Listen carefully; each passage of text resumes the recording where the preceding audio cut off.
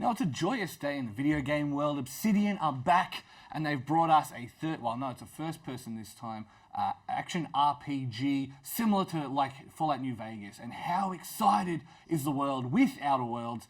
And it ticks all those boxes. It ticks every box that you can imagine that you would want from an Obsidian game. It has the conversational quests with the different factions. It has the moral choices that have these overarching effects on the universe in general. It has it's basically like Fallout gunplay, but they kind of got rid of VATs and put in their own slow-mo thing. Doesn't matter, it still works exactly the same. Well, not exactly the same, but it works well enough to do the job.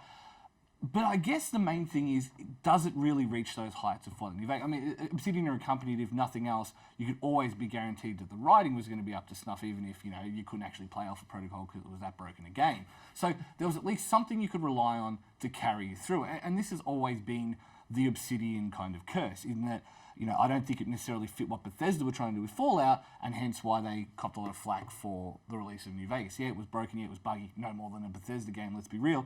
But, I mean, half the dialogue of Caesar's Legion alone is worth playing that game for. So, does Outer Worlds scratch those itches? Well, it does, but it doesn't kind of do the job. It's like getting a massage, and then they go, nah, screw it, we're not going to do your actual neck. It's like, well, this sucks, why did I show up to this? Because all of those elements are there in basically the way you would expect them to be there from an Obsidian game, but it just, you get to the end, and the overwhelming feeling for me was, this was a proof of concept. It really was them saying, here is the new world we want to establish. We want to basically break off our ties with Fallout. You know that that's what we did.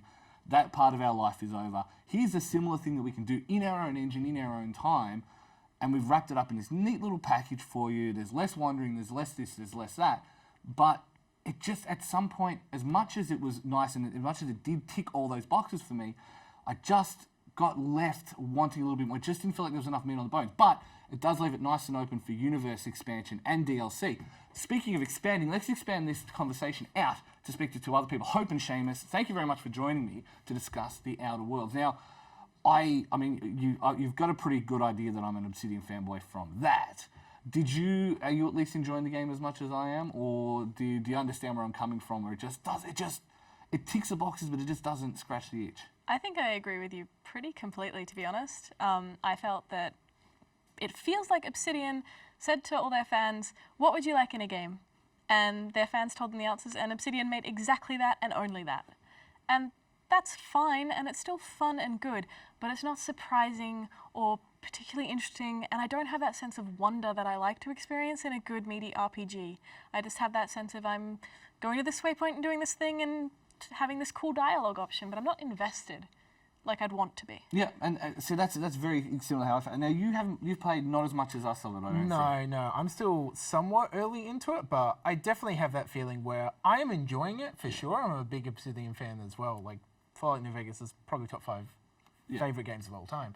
And so I'm really enjoying it, but it just doesn't have that pull. It just doesn't have that, I need to be playing this, I'm telling everyone you need to check this out, I'm loving every minute of it. It is still a really good, if not great, game. It is beautiful, everything just works really well.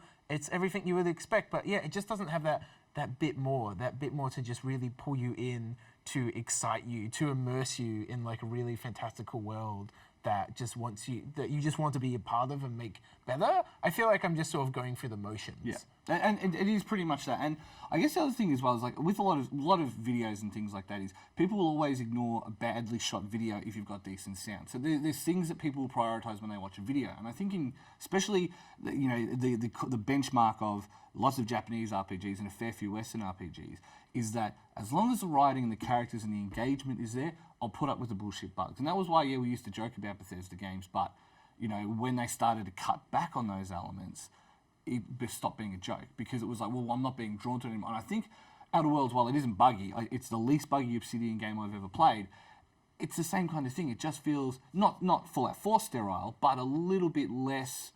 There's no sense of discovery. I don't know. Is that probably the best way to describe it? That's exactly how I feel. Yeah. It feels very much like you just go to waypoints and you do the thing, and nothing will surprise you on that journey.